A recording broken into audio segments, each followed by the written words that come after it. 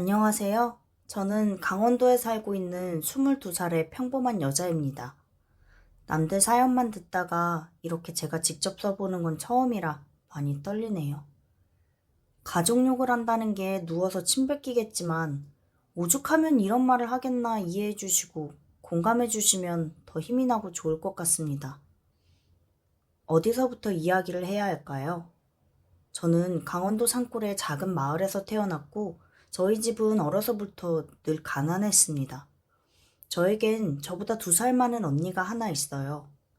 그런데 언니는 가난이 싫어 우리 집을 싫어했고 부모님을 미워했습니다.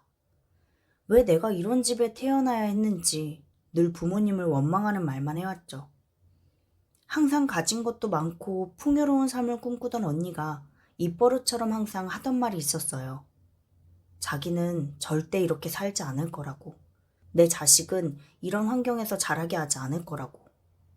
그런데 그러면 공부를 열심히 한다거나 자기 분야를 찾는다거나 하는 노력이라는 게 있어야 하잖아요. 하는 말에 비해서 언니는 참 부지런한 사람은 아니었습니다. 자수성가를 할 생각은 없어 보였죠. 그렇게 가족 탓만 하는 언니가 커서 성인이 되고 사회에 나갔을 때 그제야 언니의 속마음을 알게 되었죠. 그저 남자 하나 꼬셔서 결혼 잘해보자. 인생 역전을 노리는 게 언니의 계획이었던 거예요. 뭐 어찌 보면 가장 현실적이고 본인을 잘 알았던 것도 같기도 합니다. 언니가 얼굴도 이쁘고 몸매도 팔다리 길쭉길쭉하고 예쁘긴 하거든요. 근데 그렇게 따지면 그렇게 예쁘고 길쭉길쭉한 외모도 부모님이 주신 건데 왜 그것에는 감사하질 않았는지. 항상 가진 것에 대해 당연히 여기고 없는 것에 대해 불만을 가진 사람. 그게 바로 저희 언니였던 것 같습니다. 사실 언니는 학교 다닐 때부터 인기가 많았어요. 그 때문인지 집안에서 용돈을 잘 주지 못해도 어디서 그렇게 오빠들이 사주는지 메이커 자켓, 신발 등등 이것저것 받아오는 것도 많았어요. 부모님이 이것들은 다 어디서 사왔냐고 할 때면 뭔 참견이야. 짜증나 진짜. 하면서 방문을 닫고 신경질만 내고 방에 박혀 나오지 않는 일이 일상이었고 그런 언니 모습을 보며 눈물을 쏟던 엄마의 모습을 생각하면 아직도 언니에 대해 좋은 감정이 생기질 않아요. 언니는 대학교 진학도 하지 않았어요. 지잡대를 나오느니 사회에 나가서 돈을 벌겠다 하여 대신 부모님께 집을 구해달라고 했습니다. 하지만 부모님도 그럴 능력은 안 되셨고 언니와 갈등만 커져갔죠. 대학 갈 돈 빼서 월세 보증금 달라는데 왜 안 주냐고. 나 대학 가면 그러면 등록금 안 대줄 생각이었냐며 부모님에게 따졌죠. 원래 내가 받아야 할 몫을 못 받았으니 내놓으라는 처사였어요. 그렇게 철없던 언니는 성인이 되자마자 본격적으로 소위 돈이 좀 있다 하는 사람들을 찾아다니고 어울리려고 부지런히 노력했습니다.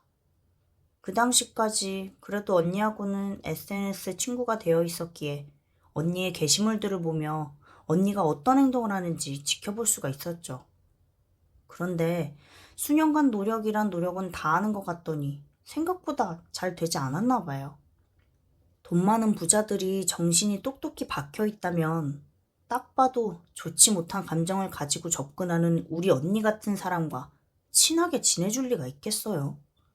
그저 허세에 가득 차서 잘 사는 척, 있는 척 하면서 거짓된 삶을 살아봐야 똑같이 그런 친구들만 늘어날 뿐 언니 곁엔 언니가 원하는 돈 많은 남자들이 생기질 않았어요. 그런데 어느 날 대뜸 저에게 돈을 빌려달라는 거예요. 300만 원을요. 사실 말이 빌려달라는 거지 그냥 달라는 거예요. 언니가 학교 다닐 때도 제 돈을 수차례 빌려갔지만 단 한 번도 갚은 적이 없었거든요. 심지어 제 저금통 돈도 몰래 빼간 사실도 있고요. 그래도 혹시 모르니까 무슨 일 때문인가 물어봤습니다. 그랬더니 언니가 한다는 말이 결혼정보회사에 가입하겠다고 하더라고요. 저는 머리를 망치로 맞은 듯 멍해져 있었습니다. 아니, 우리 나이가 창창한 20대인데 무슨 결혼정보회사? 부모님도 이게 무슨 뚱딴지 같은 소리냐며 정신 차리라고 혼을 냈습니다.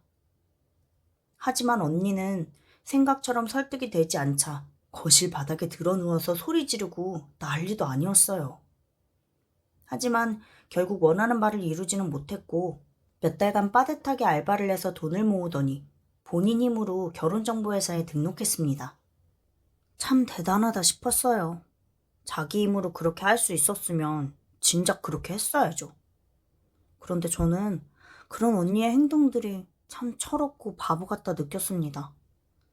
언니는 대학도 안 나왔고 사회에서 이룬 바도 없고 집도 못 사는데 대체 어떤 골빈 남자가 언니를 원하려나 싶었거든요. 그런데요, 되더라고요. 젊고 키 크고 예쁘고 외모 하나만 보는 남자 의사가 한 분이 있더라고요. 사실 저는 충격 그 자체였습니다. 애초에 외모 빼고는 뭐 하나 잘난 구석이 없다 생각했던 언니가 그 외모 하나로 의사와 결혼 상대로 연애를 시작했다는 사실이요. 나이가 17살이나 많더라고요. 도수 높은 안경에 더벅머리. 딱 봐도 외적인 이미지는 결코 매력적이지 못했어요. 나이가 이미 17살이나 많은데다 흡사 저희 아버지 동생 같은 느낌이 들 정도였습니다. 하지만 형부는 다 가진 것에 반해 외모가 부족한 부분이 있어서 저희 언니가 끌렸는지도 모르겠어요. 어린 나이에 언니를 만난 걸 엄청 뿌듯해하고 좋아하더라고요. 연애 시작 후 결혼까지는 그리 긴 시간이 걸리지 않았습니다. 언니의 목적이 결혼이었던 만큼 모든 과정은 빠르게 진행되었고 결국 의사 형부와 결혼을 하게 되었습니다. 처음엔 이게 정말 맞는 건가? 이래도 되는 건가 싶었는데 생각하다 보니 둘 다 서로 원하는 걸 가졌으면 이런 걸 윈윈 시츄에이션이라고 하는 상황인 건가 싶었어요. 부모님도 걱정을 많이 하셨어요. 아무리 그래도 집안 차이도 나고 딸이 눈칫밥을 먹고 살진 않을까, 혹시 구박을 받거나 그러진 않을까 싶어 언니에게 진지하게 생각해보라 하셨는데 언니는 한치의 흔들림도 없었습니다. 더 말리고도 싶었지만 언니의 고집을 온 가족이 알기에 더 이상 잡지 않았습니다. 부모님은 그저 딸이 평범하게 잘 살길 바랄 뿐이었죠. 하지만 부모님의 예상은 빗나가지 않았습니다.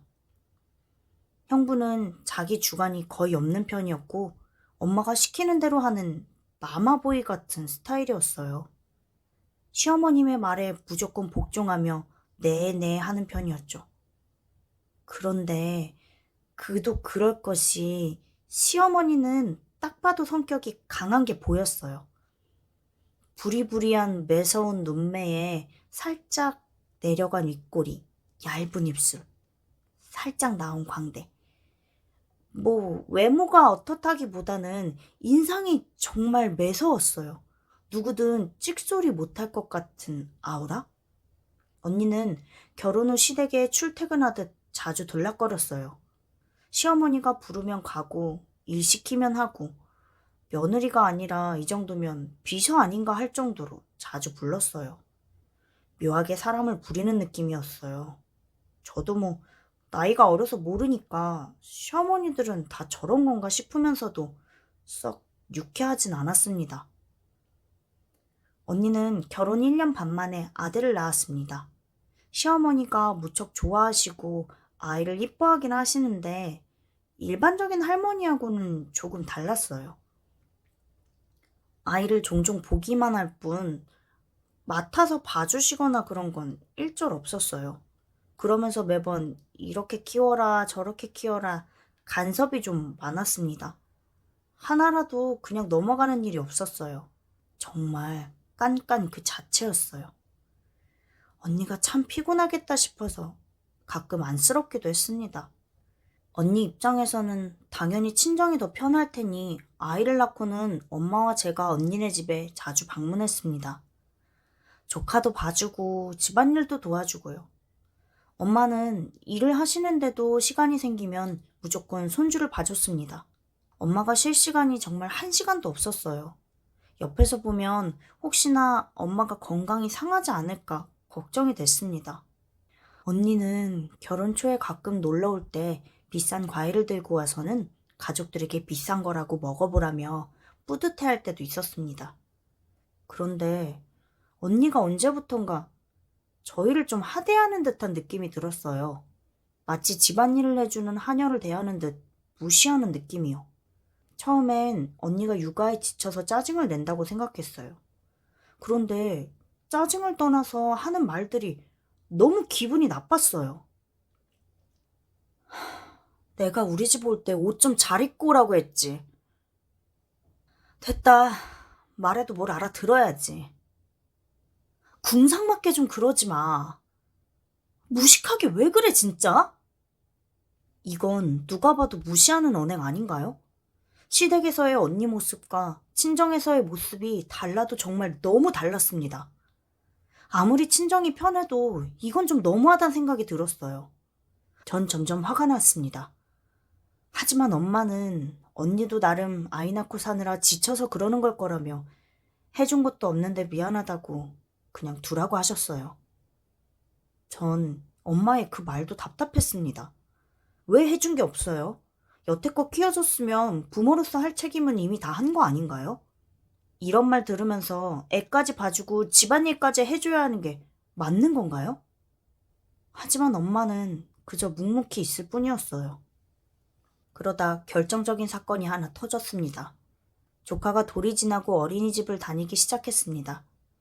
언니는 시간이 생기자 한결 여유로워 보였어요. 자유를 마음껏 느끼며 사모님 행세를 하고 다녔습니다. 아침에 필라테스 하고 엄마끼리 모임도 나가고 허구한 날 명품 쇼핑하고 드디어 언니가 원하던 삶을 살게 된 거죠. 아이 보느라 바쁘지 않냐고요? 조카는 엄마가 일이 끝난 후 하원해서 언니 집으로 데리고 갑니다. 가서 저녁도 먹이고 놀아주고 집 정리도 해주고. 전 엄마의 체력이 너무 걱정됐어요. 이제는 어린이집 다녀서 그만 봐줘도 되는 거 아니냐고 했더니 엄마는 괜찮다며 계속해서 아이를 봐줬습니다. 언니는 하는 게 없었어요. 어느 날 엄마가 아이를 하원시키고 가는 길에 카페에 언니가 다른 엄마들과 있는 것을 발견했어요. 조카는 엄마 쪽으로 걸어갔죠. 엄마가 언니의 이름을 부르려던 찰나에 언니와 눈이 마주쳤고 언니는 황급히 조카를 안고 엄마에게 데려다 줬습니다. 그러고는 사람들에게 들리지 않는 작은 목소리로 말했어요.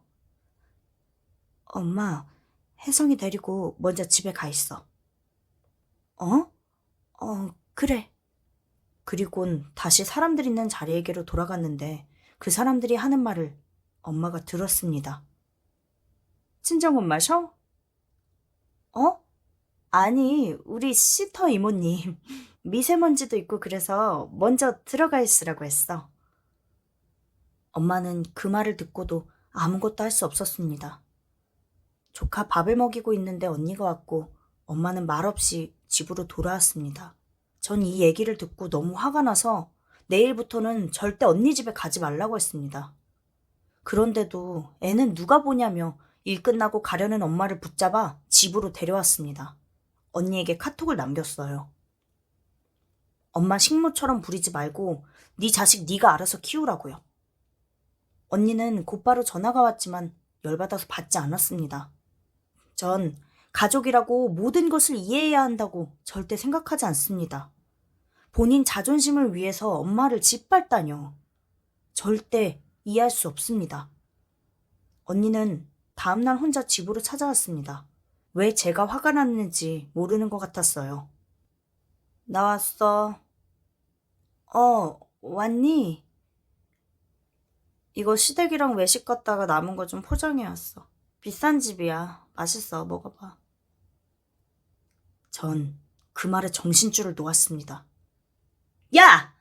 우리가 그지야? 식모야? 깜짝이야. 뭐야? 왜 소리를 지르고 그래? 그게 비싸건 안 비싸건 엄마가 왜 니들이 남긴 음식을 먹어야 하는 건데? 그럼 아깝게 버려? 그럼 우리한테 버리는 거야? 뭐야? 엄마 쟤 왜 저래? 네가 사람들한테 엄마 보고 시터 이모라고 그랬다며? 언니는 찔끔한 표정이었어요. 그 소리를 엄마는 못 들었을 거라고 생각했나 봐요. 네 눈엔 우리가 그지로 보여? 아니면 네가 부리는 식모로 보이니? 그럼 어떡해, 쪽팔리게. 내가 그래서 말했잖아. 옷 좀 제대로 입고 다니라고. 나라고 그러고 싶어서 그런 줄 알아? 그 꼴을 하고 있는데 내가 엄마라고 하면 그 사람들 입방아에 오르내릴 텐데 내가 왜 그런 취급을 받아야 하는 거냐고. 내가 쪽팔린 거 싫다고 얘기했잖아. 가난한 거 싫다고 그렇게 얘기했잖아. 그렇게 잘 알면서 가족인데 나 좀 봐줄 수 있는 거 아니야? 전 그 당당한 자세에 도저히 참을 수가 없었습니다. 식탁으로 가서 언니가 가져온 초밥을 그대로 언니 얼굴에 쳐박았어요. 난 네가 더 쪽팔려.